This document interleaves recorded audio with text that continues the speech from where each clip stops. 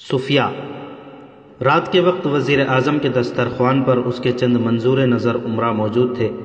قاسم کی عدم موجودگی میں وزیر اعظم نے طاہر سے معذرت کرتے ہوئے کہا، قاسم اپنے کسی دوست کے ہاں گیا ہوا ہے، وہ اپنے طرز عمل پر بہت نادم ہے۔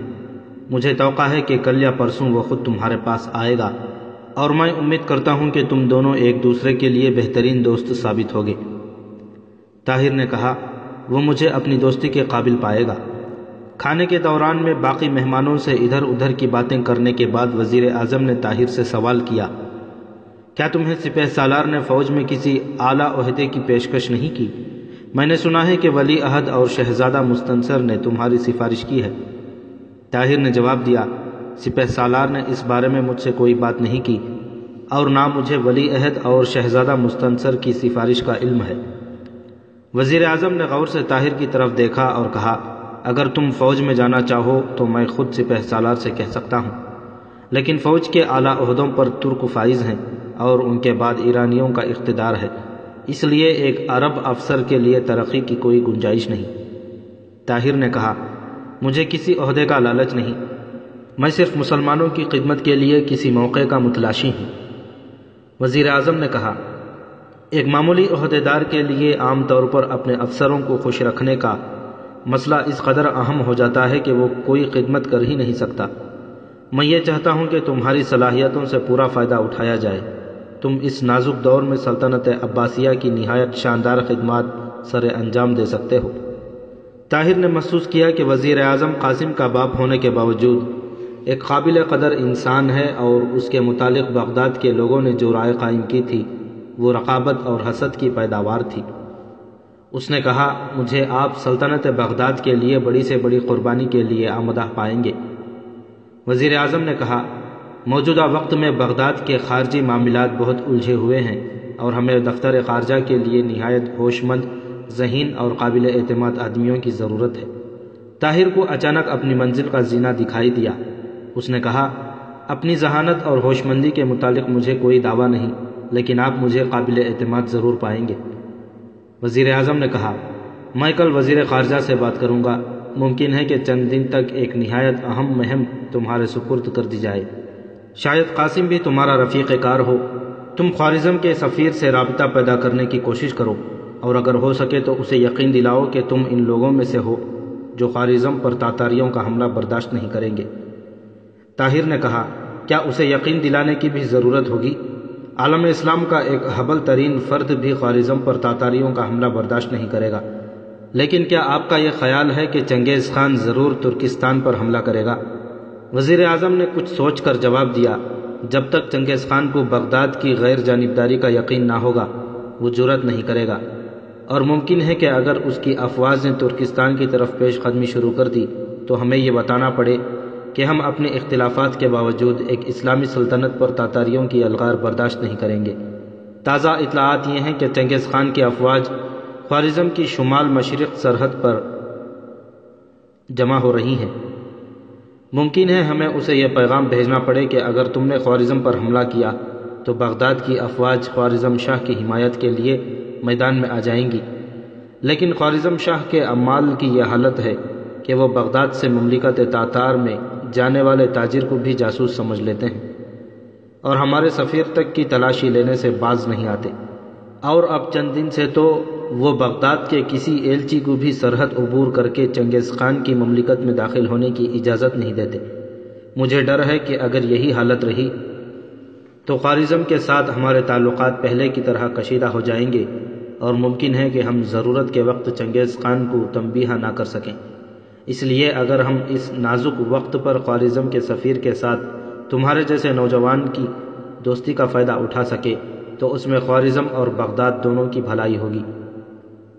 اسے صلاح الدین ایوبی کی بدولت تمہارے ساتھ بے حد عقیدت ہو چکی ہے، اس لیے تم موقع سے فائدہ اٹھاؤ۔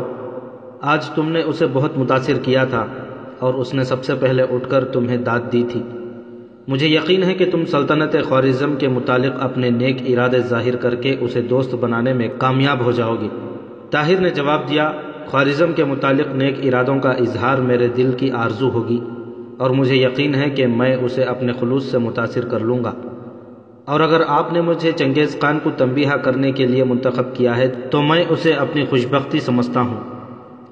وزیر اعظم نے کہا، ابھی تک یہ فیصلہ نہیں ہوا کہ یہ مہم کس کے سپرد کی جائے گی، لیکن اگر تم نے خوارزم کے سفیر کا اعتماد حاصل کر لیا تو تمہاری کامیابی کے امکانات بہت روشن ہو جائیں گے، کیونکہ خوارزم کی گزرگاہیں ہمارے لیے بند ہونے کی صورت میں ہمارے ایلچی کو مشرق کے دشوار گزار پہاڑی علاقوں میں سے ایک لمبا چکر کاٹ کر وہاں جانا پڑے گا، اور یہ راستہ وحشی اور لٹیرے قبائل کی موجودگی میں اور بھی خطرناک ہے۔ کھانے سے فارغ ہو کر کچھ دیر اور باتیں کرنے کے بعد وزیر اعظم نے طاہر کو رخصت کرتے ہوئے کہا، مجھے امید ہے کہ میرے اور تمہارے درمیان جو باتیں ہوئی ہیں وہ دوسروں تک نہیں پہنچیں گی۔ طاہر نے کہا، اگر آپ مجھ سے یہ وعدہ نہ بھی لیتے تو بھی میں کسی کے ساتھ یہ باتیں نہ کرتا۔ بہرحال آپ کی تسلی کے لیے میں وعدہ کرتا ہوں، اور میرا وعدہ ایک سیاستدان کا وعدہ نہیں، ایک سپاہی کا وعدہ سمجھیے۔ وزیر اعظم کے اشارے سے اس کا محافظ طاہر کو محل سے باہر چھوڑنے کے لیے اس کے ساتھ ہو لیا۔ پہلا دروازہ گزرنے کے بعد باغ میں پاؤں رکھتے ہوئے طاہر نے کہا، اب آپ جائیے، مجھے راستہ معلوم ہے۔ محافظ نے مصافحہ کرتے ہوئے کہا، آپ کو گھر تک پہنچانے کے لیے محل کے دروازے پر بھگی موجود ہے۔ طاہر پھولوں کی کیاروں میں سے گزرتا ہوا سڑک پر آہستہ آہستہ چل رہا تھا۔ پھولوں کی مہک سے لبریز ہوا کے جھونکے اس کے دل و دماغ میں ایک تازگی اور سرور پیدا کر رہے تھے۔ یہ دن اس کی زندگی کا مبارک ترین دن تھا۔ وہ صبح سے اب تک اپنے کئی سپنوں کی تعبیر دیکھ چکا تھا۔ تیغ زنی کے مقابلے میں اس کی کامیابی نے اس کے لیے منزل مقصود کی کئی راہیں کھول دی تھیں۔ ولی عہد کا بہترین گھوڑا اور اس کی تلوار اس کے پاس پہنچ چکی تھی۔ شہزادہ مستنصر کو اس نے اپنا گرویدہ بنا لیا تھا۔ بغداد کے امراء اس کے معترف ہو چکے تھے، تاہم اسے یہ خدشہ تھا کہ اس نے وزیر اعظم کو ناراض کر لیا ہے۔ اس کے متعلق وہ یہ سن چکا تھا کہ وہ نہایت منتقم المزاج آدمی ہے اور اس کی ایک تدبیر اس کے تمام ارادوں پر پانی پھیر سکتی ہے۔ لیکن دسترخوان پر وزیر اعظم کی خندہ پیشانی اور حسن سلوک نے ان خیالات کی تردید کر دی تھی، اور اس کی باتوں نے یہ ثابت کر دیا تھا کہ وہ اس کا سب سے بڑا دوست اور خیر خواہ ہے۔ بغداد کا یہ جہان دیدہ سیاستدان، جس کی وہ اب تک ہزاروں برائیاں سن چکا تھا، اب اسے انسانیت کے بہترین اوصاف کا پیکر مجسم نظر آتا تھا۔ طاہر کو قاسم کا خیال آیا اور اس نے اپنے دل میں کہا، کاش میں اسے میدان میں اس قدر ذلیل نہ کرتا۔ وزیر اعظم وسیع النظری کے باوجود اس کا باپ ہے اور اسے یقیناً اس بات کا دکھ ہوگا۔ دسترخوان پر قاسم کا موجود نہ ہونا اس بات کی دلیل تھی کہ وہ اپنے دل میں ابھی تک پیچ و تاب کھا رہا ہے۔ طاہر کو وزیر اعظم کے یہ الفاظ یاد آئے کہ قاسم کل یا پرسوں تک تمہارے پاس آئے گا۔ طاہر نے پہلی دفعہ قاسم کے لیے اپنے دل میں برادرانہ شفقت محسوس کی۔ اس نے سوچا کہ وہ شاید اپنے باپ کے مجبور کرنے پر اس کے پاس آئے، تاہم اس کے دل میں ایک تکلیف دہ احساس ضرور ہوگا۔ بہتر یہ ہے کہ میں خود پہل کروں، خود اس کے پاس جاؤں اور یہ کہوں، قاسم میں تمہارا دوست ہوں، بغداد کی بھلائی کے لیے، دولت عباسیہ کی بھلائی کے لیے ہمیں ایک دوسرے کا دوست بننا چاہیے۔ کاش میں ابھی گھر جانے سے پہلے قاسم سے مل سکتا، لیکن اتنی جلدی نہیں، مجھے قاسم کا غصہ ٹھنڈا ہو جانے کا انتظار کرنا چاہیے۔ کل میں عبدالعزیز کے ساتھ شکار پر جانے سے پہلے اسے ضرور ملوں گا، اور لوکس اس کا استاد ہے۔ اس شہر میں اجنبی بھی، میں اس کی دلجوئی بھی کروں گا۔ اچانک طاہر نے اپنے ہاتھ پر کسی کی گرفت محسوس کی اور اسے پیچھے سے کوئی یہ کہتا ہوا سنائی دیا، ٹھہریے۔ طاہر نے چونک کر تلوار کے قبضے پر ہاتھ رکھتے ہوئے پیچھے مڑا۔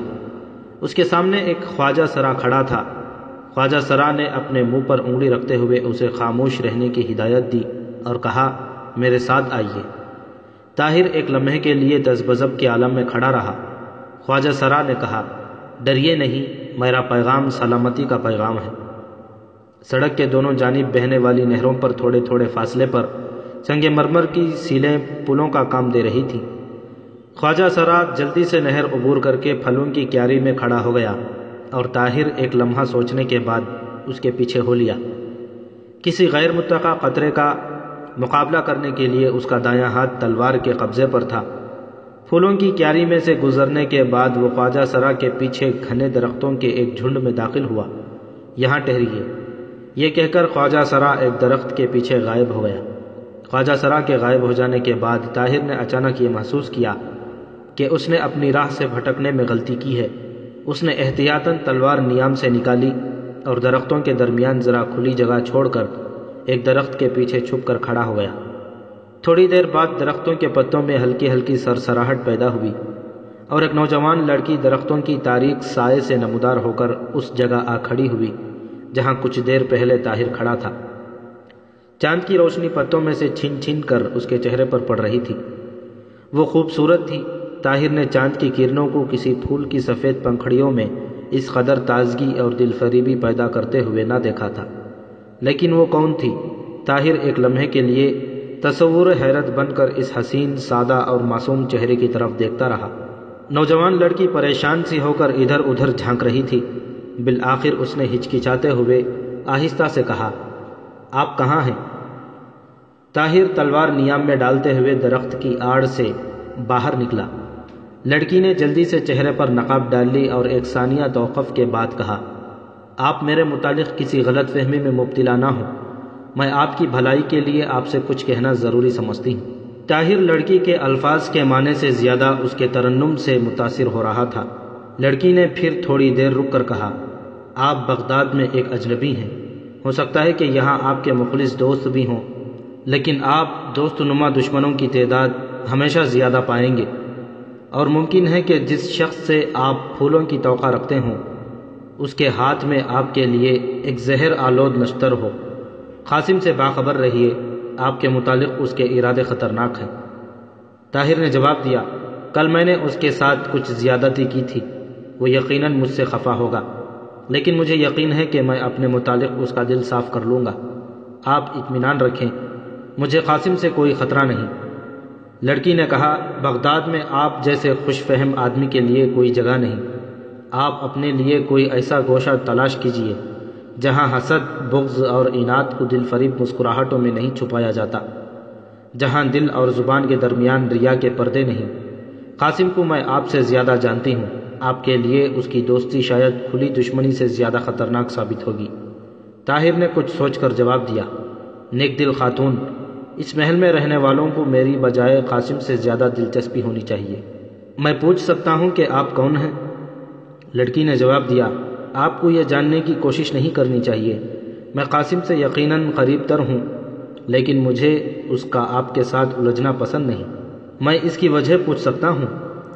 اس کی وجہ؟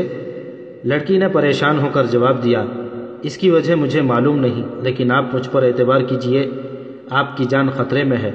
آپ اپنے لیے بغداد کا کوئی گوشہ محفوظ نہ سمجھیے۔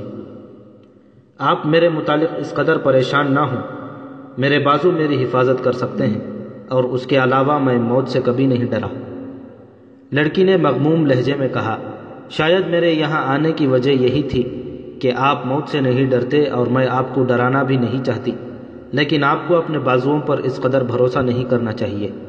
بہادر کی تلوار پیچھے سے حملہ کرنے والے کا خنجر نہیں روک سکتی۔ طاہر نے کہا، میں قاسم کو اس قدر بزدل نہیں سمجھتا۔ لڑکی نے کہا، قاسم بزدل نہیں، لیکن انتقام کے جوش میں وہ سب کچھ کر سکتا ہے۔ میں اس کا جوش ٹھنڈا کرنے کی کوشش کروں گا۔ میں آپ کی کامیابی کے لیے دعا کروں گی۔ میں آپ کی نصیحت پر عمل کروں گا، لیکن اتنا جاننا چاہتا ہوں کہ آپ کون ہیں؟ اس سوال کا جواب میں دے چکی ہوں۔ آپ مجھے ایک ایسی مسلمان لڑکی سمجھیے جس کے دل میں اپنی قوم کے بہادر فرزندوں کے لیے عزت ہے۔ آپ کے متعلق میں اتنا جانتی ہوں کہ آپ ایک بہادر باپ کے بیٹے ہیں۔ اس سے زیادہ میں کچھ نہیں جانتی، نہ جاننا چاہتی ہوں۔ آپ بھی میرے متعلق زیادہ جاننے کی کوشش نہ کریں۔ زندگی میں ہمارے راستے ایک دوسرے سے مختلف ہیں۔ میں نے محسوس کیا تھا کہ آپ کی کشتی بھنور کے قریب آ چکی ہے۔ میں نے آپ کی آنکھیں کھولنا ضروری سمجھا۔ میں اپنا فرض پورا کر چکی ہوں۔ میں جاتی ہوں، آپ ذرا ٹھہریے۔ میں خواجہ سرا کو بھیجتی ہوں، وہ آپ کو راستے پر چھوڑ آئے گا۔ لڑکی طاہر کو ششد و حیران چھوڑ کر درختوں میں غائب ہو گئی۔ تھوڑی دیر بعد خواجہ سرا نمودار ہوا اور طاہر کو اپنے پیچھے آنے کا اشارہ کر کے آگے آگے چل دیا۔ پھولوں کی کیاری کے قریب پہنچ کر خواجہ سرا نے کہا، اب آگے آپ راستہ جانتے ہیں، مجھے اجازت دیجیے۔ طاہر کے دل میں خواجہ سرا سے اس لڑکی کے متعلق کچھ پوچھنے کی خواہش پیدا ہوئی، لیکن زبان نے دل کی تائید نہ کی۔ طاہر مختلف خیالات کی کشمکش میں محل سے باہر نکلا۔ دروازے کے سامنے بھگی کھڑی تھی۔ کوچوان نے اسے جھک کر سلام کیا اور وہ کچھ کہے بغیر بھگی پر سوار ہو گیا۔ وہ کون تھی؟ طاہر اپنے دل سے بار بار اس سوال کا جواب پوچھ رہا تھا۔ کل اس نے استبل کے سامنے 2 لڑکیوں کو دیکھا تھا اور وہ غالباً ان میں سے ایک تھی، لیکن اس نے اس کے متعلق اس قدر پریشانی کا اظہار کیوں کیا؟ وہ قاسم سے اس قدر بدظن کیوں تھی؟ اچانک طاہر کے دماغ میں ایک خیال آیا اور اس کی پریشانی دور ہونے لگی۔ وہ لڑکی اسے یہ سمجھانا چاہتی تھی کہ بغداد میں رہنا اس کے لیے خطرناک ہے، اور اپنے اس دعوے کے ثبوت میں اس نے بغداد کے لوگوں کی نہایت گھناؤنی تصویر پیش کی تھی۔ کیا یہ قاسم کی شرارت نہیں؟ اور یہ شرارت اس لیے تو نہیں کی گئی کہ وہ مرعوب ہو کر بغداد سے چلا جائے۔ آخر وزیر اعظم کے محل میں رہنے والی ایک لڑکی کو، جو یقیناً قاسم کی کوئی رشتہ دار یا خادمہ ہوگی، اس کے ساتھ اس قدر ہمدردی کیوں ہونے لگی؟ لیکن وہ خادمہ نہیں تھی، وہ ایک شہزادی نظر آتی تھی۔ طاہر کی آنکھوں میں اس کی حسین و جمیل تصویر پھرنے لگی۔ وہ یقیناً وزیر اعظم کے خاندان سے تعلق رکھتی تھی۔ اس کے الفاظ میں خلوص تھا، اس کے چہرے پر سادگی تھی۔ وہ تصنع اور فریب سے ناواقف معلوم ہوتی تھی۔ ہو سکتا ہے اسے قاسم سے کوئی رنجش ہو، لیکن وہ بہرحال ایک اجنبی تھا، اور اونچے طبقے کے لوگ گھر کے معاملات میں ایک اجنبی کے سامنے ظاہر نہیں کرتے۔ پھر اسے یہ کیوں کر معلوم ہوا کہ وہ ایک بہادر باپ کا بیٹا ہے؟ اس نے وہ تمام معلومات کسی مرد سے حاصل کی ہوں گی، اور وہ مرد قاسم کے سوا اور کون ہو سکتا ہے؟ قاسم کسی پردے کی آڑ میں کھڑا ہو کر وزیر اعظم سے اس کی باتیں سن رہا ہوگا، اور وزیر اعظم کو اس کی طرف بہت زیادہ مائل دیکھ کر اپنے حریف کو راستے سے ہٹانے کے لیے اس نے یہ سازش کی ہوگی۔ اس لڑکی کو یقیناً اس نے سکھا پڑھا کر اسے بیوقوف بنانے کے لیے بھیجا ہوگا، اور اب وہ لڑکی قاسم سے جا کر یہ کہے گی کہ میں نے اسے بہت ڈرایا، وہ تمہارے پاس آ کر معذرت کرے گا اور تمہارے سامنے 2 زانو ہو کر دوستی کے لیے ہاتھ پھیلائے گا۔ ان خیالات سے طاہر نے 2 نتائج اخذ کیے۔ ایک یہ کہ قاسم اپنے باپ کی ڈانٹ ڈپٹ کے بعد اپنے گزشتہ طرز عمل کی تلافی کے لیے تیار ہے، لیکن وہ یہ چاہتا ہے کہ دوستی کی تجدید کے لیے میں پہل کروں، اور اس مقصد کے لیے وہ اس کے دل میں ایک احساس مرعوبیت پیدا کرنا چاہتا ہے۔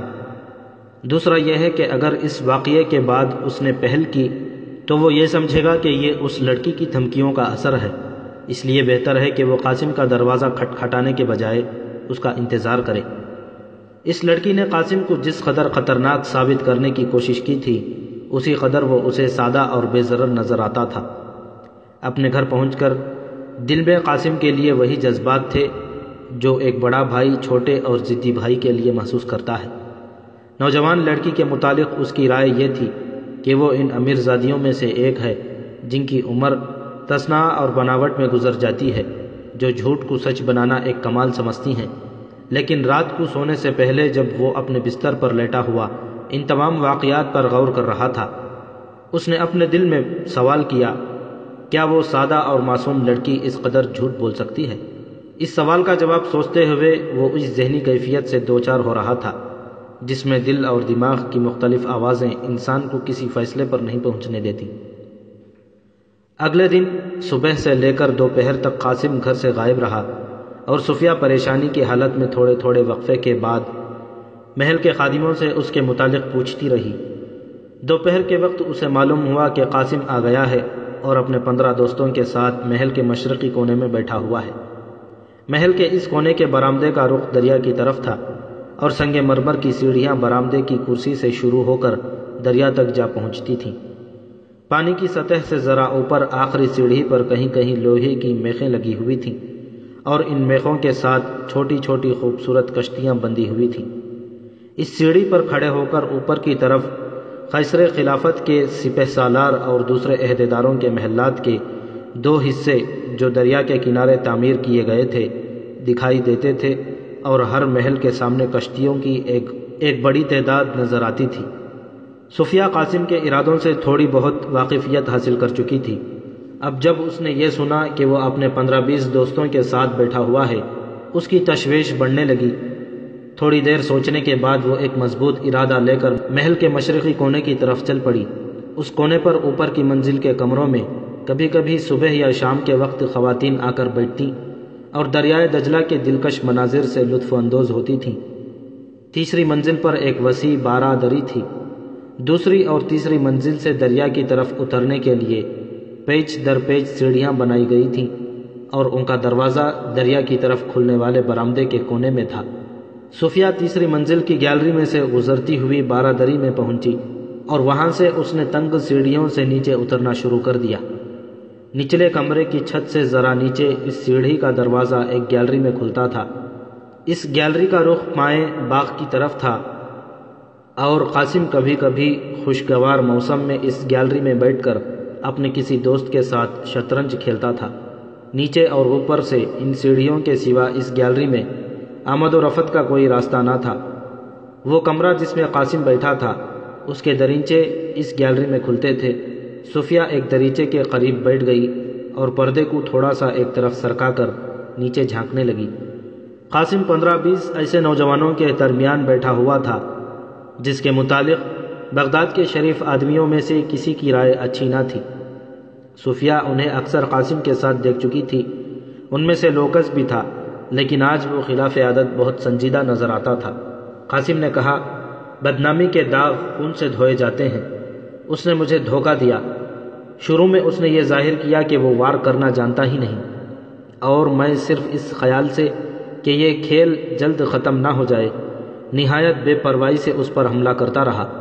اگر مجھے یہ معلوم ہوتا کہ میرے بازو شل ہو جانے کے بعد وہ اس قدر تیزی سے حملہ کرے گا تو میں شروع میں ہی یہ کھیل ختم کر ڈالتا۔ اور لوکس کے ساتھ بھی اس نے دھوکہ کیا۔ لوکس پر اس نے خلاف توقع دھاوا بول دیا۔ خیر، اب دیکھا جائے گا۔ لوکس نے کہا، کم از کم میں اپنے متعلق یہ نہیں کہوں گا کہ اس نے میرے ساتھ دھوکہ کیا ہے۔ اس کی فتح برتری کا نتیجہ تھی۔ مجھے اگر کسی بات کا افسوس ہے تو وہ یہ کہ ہم نے بہادروں کی طرح ہار مان کر اس کی طرف دوستی کا ہاتھ نہیں بڑھایا۔ لوکس کی زبان سے یہ بات سب کے لیے غیر متوقع تھی اور وہ حیرانی سے اس کی طرف دیکھنے لگے۔ کمرے میں ایک اور شخص داخل ہوا اور سب کی نگاہیں لوکس سے ہٹ کر اس کی طرف مبذول ہو گئیں۔ قاسم نے پوچھا، کیوں، کیا خبر لائے؟ نووارید نے جواب دیا، انہوں نے دریا کے اسی کنارے پر نیچے کی طرف یہاں سے 5 کوس دور خیمہ لگایا ہے۔ اس وقت وہ شکار کھیل رہے ہیں اور رات کے وقت۔ قاسم نے اس کا فقرہ پورا کرتے ہوئے کہا، رات کے وقت گدھے کی نیند سو رہے ہوں گے۔ اسی کنارے پر اوپر کی طرف یا نیچے؟ نیچے جنگل کے قریب۔ وہ کتنے ہیں؟ کل 8۔ اور کون کون ہیں؟ عبدالعزیز، عبدالملک، مبارک اور افضل۔ باقی فوجی افسر ہیں، ان کے نام میں نہیں جانتا۔ ہاں، شاید ایک طاہر کا نوکر ہے۔ قاسم نے پوچھا، تمہارے خیال میں ہم گھوڑوں پر جائیں یا کشتیوں میں جانا بہتر رہے گا؟ اس نے جواب دیا، گھوڑوں پر جانے سے یہ بات راز نہیں رہ سکے گی، ہم کشتیوں پر راتوں رات واپس آ سکتے ہیں۔ لوکس کی طرف متوجہ ہوا، اگر آپ کو ہمارا ساتھ دینا پسند نہ ہو تو آپ یہاں رہ سکتے ہیں، میرے خیال میں ایک آدمی سے کوئی خاص کمی نہیں ہوگی۔ لوکس نے جواب دیا، میں ان لوگوں میں سے نہیں جو غلط اور خطرناک راستوں پر دوستوں کا ساتھ چھوڑ جاتے ہیں۔ میں آپ کے ساتھ ہوں، لیکن یہ ضرور کہوں گا کہ آپ جو کچھ کرنا چاہتے ہیں وہ بہادروں کی روایات کے خلاف ہیں۔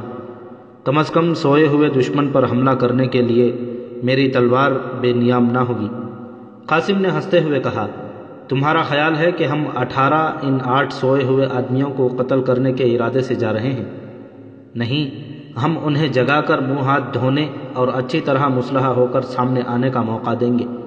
اس کے بعد اگر وہ بھاگ جائیں تو میری یہ خواہش نہیں کہ ہم خواہ مخواہ ان کے خون سے ہاتھ رنگیں۔ میں انہیں مارنا نہیں چاہتا، بھگانا چاہتا ہوں۔ اپنے ساتھ زیادہ آدمی لے جانے سے میرا مقصد صرف یہی ہے کہ وہ مرعوب ہو کر بھاگ جائیں۔ لوکس نے کہا، اگر وہ مقابلہ کرنے پر اتر آئیں تو؟ قاسم نے جواب دیا، تو ان کے ساتھ وہی سلوک ہوگا جو اپنا مرتبہ نہ پہچاننے والے لوگوں کے ساتھ ہونا چاہیے۔ آپ ابھی مجھ سے شکایت کر رہے تھے کہ عبدالعزیز آپ کو جھنجھوڑ کر کرسی پر بٹھا رہا تھا۔ اگر آپ کو اپنی عزت کا پاس نہیں تو مجھے اس کا پاس ضرور ہے۔ طاہر کے ایک دوست کی طرف سے یہ فقط تمہید تھی۔ اگر ہم نے اس کی آنکھیں کھولنے کے لیے کچھ نہ کیا تو بغداد کا ہر فاتح مست ہو کر ہمارے سر پر چڑھ جائے گا۔ لیکن آپ کے ابا جان کو اگر ہمارے ارادے معلوم ہو جائیں تو شاید وہ اپنی مصلحتوں کے پیش نظر منع کریں، لیکن مجھے یقین ہے کہ جب میں ان کے سامنے اپنی مہم کی کامیابی کا ذکر کروں گا تو وہ آپ سب کو اپنے دسترخوان پر بلائیں گے۔ لوکس نے قدر مغموم لہجے میں کہا، تو میں آپ کے ساتھ ہوں۔ قاسم نے اپنے تمام دوستوں کو مخاطب کرتے ہوئے کہا، یاد رکھیے طاہر کا ہر صورت میں بغداد سے کوچ کرنا ہمارے لیے بہتر ہے۔ وہ سپہ سالار کے محل اور قیصر خلافت تک رسائی حاصل کر چکا ہے، اور اگر وہ کسی بڑے منصب پر پہنچ گیا تو ہر میدان میں اپنے دوستوں کو آگے کرے گا اور ہم سب کے لیے ترقی کی راہیں مسدود ہو جائیں گی۔ صفیہ جو کچھ جاننا چاہتی تھی وہ اسے معلوم ہو چکا تھا۔ وہ اٹھی اور دبے پاؤں گیلری سے گزر کر سیڑھیوں پر چڑھنے لگی۔ اس کے ذہن میں بار بار یہ الفاظ گھوم رہے تھے، دریا کے اسی کنارے پر، یہاں سے کوئی 5 کوس دور نیچے کی طرف۔ اس کے دل کی دھڑکن کبھی سست اور کبھی تیز ہو رہی تھی۔ خیالات کے ایک ہیجان کے ماتحت وہ کبھی چلتے چلتے رک جاتی اور کبھی تیزی سے قدم اٹھانے لگتی۔ وہ طاہر کو ایک بار پھر باخبر کرنا چاہتی تھی، اس کی جان بچانا چاہتی تھی، لیکن کیوں؟ کیا اس لیے کہ وہ محض ایک بہادر نوجوان تھا؟ کیا صرف اس لیے کہ وہ بغداد میں ایک اجنبی تھا، ایک اجنبی بدو؟ بدو بدو، اس نے چند بار یہ الفاظ دہرایا اور اس میں ایک مٹھاس، ایک لذت اور ایک کشش محسوس کرنے لگی۔ اس نے اپنے دل میں کہا، کاش میں بھی ایک بدو ہوتی اور کسی صحرا کی تند ہواؤں میں اس کے دامن کا سہارا لے سکتی۔ اسے سنگ مرمر کا یہ عالیشان محل ایک بدو کے خیمے کے مقابلے میں غیر مکمل نظر آ رہا تھا۔ وہ ان دلکش فضاؤں میں سانس لینا چاہتی تھی جہاں آزادی کے نخلستانوں میں محبت کے چشمے پھوٹتے تھے، جہاں مکر دریا نے انسانیت کا چہرہ ابھی تک مسخ نہیں کیا تھا۔ اس نے پھر اپنے دل میں کہا، صفیہ، صفیہ، اپنے دل کو فریب نہ دو، اس کی دنیا اور تمہاری دنیا میں ایک ناقابل عبور سمندر حائل ہے۔ وہ ایک عام آدمی ہے اور تم وزیر اعظم کی بھتیجی ہو۔ تم اس کی جان بچا سکو تو یہ ایک کار خیر ہے، اس سے زیادہ ایسے خواب نہ دیکھو جن کی کوئی تعبیر نہیں۔ وہ سکینہ کو تلاش کرتی ہوئی ایک کمرے میں پہنچی۔ سکینہ تکیے کے سہارے قالین پر بیٹھی ایک کتاب پڑھ رہی تھی۔ اس نے صفیہ کی طرف دیکھ کر پوچھا، صفیہ تم کہاں گئی تھی؟ میں نے تمہیں بہت تلاش کیا، آؤ مجھے ان اشعار کا مطلب سمجھاؤ۔ صفیہ نے کہا، سکینہ آج گھوڑے پر سیر کے لیے نہ چلو گی؟ سکینہ نے حیران ہو کر جواب دیا، اس وقت؟ صفیہ نے کہا، میرا مطلب ہے تھوڑی دیر کے بعد۔ سکینہ نے کتاب کی طرف دیکھتے ہوئے بے پرواہی سے کہا، شام کے وقت چلیں گے۔ صفیہ نے سکینہ کے قریب بیٹھتے ہوئے کہا، آج ہم میدان کے بجائے دریا کے کنارے چلیں گے۔ سکینہ نے جواب دیا، تمہارا مقصد یہ ہے کہ بغداد کے لوگ ہم سے اچھی طرح واقف ہو جائیں اور ابا جان ہمارا گھوڑوں پر سوار ہونا بند کر دیں۔ یاد ہے پچھلی دفعہ ہم دریائے دجلہ کے کنارے گئے تھے تو کس قدر ناراض ہوئے تھے۔ صفیہ نے کہا، نقاب میں ہمیں کون پہچانے گا، لیکن ہمارے گھوڑے تو پہچانے جا سکیں گے۔ یہ سن کر صفیہ سوچ میں پڑ گئی اور اس نے اس موضوع پر زیادہ بحث کرنا مناسب نہ سمجھا۔ شام ہونے تک سکینہ نے اس سے چند بار پوچھا، صفیہ تم بہت مغموم ہو، آخر بتاؤ تو صحیح تمہیں کس بات کی پریشانی ہے؟ اور اس نے ہر بار یہی جواب دیا، سکینہ آج میرا جسم ٹوٹ رہا ہے، گھوڑے پر ایک لمبی دوڑ لگانے کے بعد میری طبیعت ٹھیک ہو جائے گی۔ صفیہ کے اصرار پر سکینہ معمول سے کچھ دیر بعد پہلے سیر کو جانے کے لیے تیار ہو گئی۔ جب وہ گھوڑوں پر سوار ہو کر محل سے باہر نکلی تو صفیہ نے اپنے گھوڑے کی بھاگ کھینچتے اور چند بار ایڑ لگانے کے بعد اسے شوق کرتے ہوئے کہا، آؤ سکینہ دریا کے کنارے ایک دوڑ لگائیں، ہم جلد واپس آ جائیں گے۔ اس کنارے پر شہر کے لوگوں کی آمد و رفت ویسے ہی کم ہے، اور اگر بالفرض کوئی ہمارے گھوڑوں سے ہمیں پہچان بھی لے تو اسے شکایت لے آنے کی جرت نہیں ہوگی، اور پھر اس میں برائی ہی کیا ہے؟ آخر ہماری وہ مائیں اور بہنیں بھی تو ہیں جو مردیں کی دوش بدوش میدان جنگ میں جایا کرتی تھیں۔ سکینہ نے کہا، لیکن دریا کے کنارے کون سا میدان جنگ ہے؟ صفیہ نے لاجواب سی ہو کر کہا، میں سمجھی تم ڈرتی ہو، لیکن میں تمہیں یقین دلاتی ہوں کہ میرا خنجر تمہاری حفاظت کرے گا۔ سکینہ نے کہا، میں کسی سے کیوں ڈرنے لگی؟ کیا میرے پاس خنجر نہیں؟ چلو۔ سکینہ کا ارادہ بدل جانے کے خوف سے صفیہ نے جلدی سے گھوڑا دریا کی طرف موڑ دیا اور آن کی آن میں یہ دونوں شہر کے آبادی سے نکل گئیں۔ تھوڑی دور آگے جا کر سکینہ نے شور مچانا شروع کر دیا، صفیہ ٹھہرو، آگے جانا خطرناک ہے۔ صفیہ، صفیہ، کیا تم حسن بن صباح کے جنت میں پہنچنے کا ارادہ کر چکی ہو؟ صفیہ کی تدبیر کامیاب ہو چکی تھی۔ وہ یہی چاہتی تھی کہ سکینہ تھوڑی دور تک اس کا ساتھ دے۔ اس نے گھوڑا روکے بغیر مڑ کر سکینہ کی طرف دیکھا اور یہ ظاہر کرتے ہوئے کہ وہ گھوڑے کی باگ کھینچ کر اسے روکنے کی کوشش کر رہی ہے، بلند آواز میں کہا، سکینہ، یہ گھوڑا آج ذرا سرکشی دکھا رہا ہے، میں اس کا مزاج درست کرتی ہوں۔ تم اگر آگے جانے سے ڈرتی ہو تو ٹھہرو، میں ابھی آتی ہوں۔ اور سکینہ کہہ رہی تھی، کیسی بے وقوف ہو تم، میں نے تمہیں کہا نہیں تھا کہ اس گھوڑے پر صرف قاسم سوار ہو سکتا ہے، تم اس پر مت چڑھو۔ صفیہ نے مڑ کر جواب دیا، اس کا جوش ابھی ٹھنڈا ہو جائے گا، زیادہ سے زیادہ 2 کوس اور بھاگے گا۔ سکینہ نے کچھ دور اور اس کا ساتھ دیا اور بالآخر گھوڑے کو روک کر انتہائی پریشانی کی حالت میں صفیہ کے صبا رفتار گھوڑے کی طرف دیکھنے لگی۔ گھوڑا گرد کے اڑتے ہوئے بادلوں میں روپوش ہو گیا اور سکینہ دیر تک وہاں کھڑی رہی۔ سورج غروب ہونے میں کافی دیر تھی۔ کنارے کے آس پاس کسانوں اور چرواہوں کی چند بستیاں دیکھ کر سکینہ نے اپنے متعلق کوئی زیادہ خطرہ محسوس نہ کیا۔ چند بار سکینہ کو غصہ آیا اور اس نے چاہا کہ واپس جائے، لیکن جب اسے یہ خیال آیا کہ گھر جا کر کیا بتائے گی تو اس کا ارادہ بدل جاتا۔ اچانک اسے خیال آیا کہ اس کا ایک جگہ کھڑا رہنا درست نہیں۔ اس نے معمولی رفتار سے گھوڑا چھوڑ دیا، کوئی آدھ میل نیچے جا کر اسے موڑ لیا اور پھر کوئی 1 میل آہستہ آہستہ شہر کی طرف چل کر رک گئی۔ مغرب کی طرف شفق کی سرخی چھا رہی تھی، درختوں کے سائے تیزی سے بڑھ رہے تھے، پرندے کھیتوں سے آشیانوں کی طرف پرواز کر رہے تھے۔ سکینہ کی تشویش بڑھ رہی تھی، تاہم وہ اپنے دل کو تسلی دینے کے لیے یہ کہہ رہی تھی، وہ ایسی نادان نہیں، وہ یقیناً بہت دور نہیں گئی ہوگی۔ وہ مجھے ستانے کے لیے دریا کے کنارے کسی درخت کی آڑ میں چھپ کر کھڑی ہوگی۔ اگر میں چل پڑوں تو وہ گھوڑا دوڑا کر مجھ سے آ ملے گی اور پھر میرے قریب پہنچ کر زور سے قہقہے لگائے گی۔ سکینہ کے دل میں دوسرا خیال آیا، لیکن خدا نخواستہ اگر اسے کوئی حادثہ پیش آ گیا ہو، پھر بھی مجھے چلنا چاہیے۔ میں ابا جان سے کہہ دوں گی کہ اس کا گھوڑا سرکش ہو کر اس طرف نکل آیا تھا۔ بہت دیر سوچنے کے بعد سکینہ نے واپس چلنے کا فیصلہ کیا، تاہم اس امید پر کہ صفیہ آ رہی ہوگی، وہ کبھی کبھی گھوڑے کو روک کر اس کا انتظار کرنے لگی۔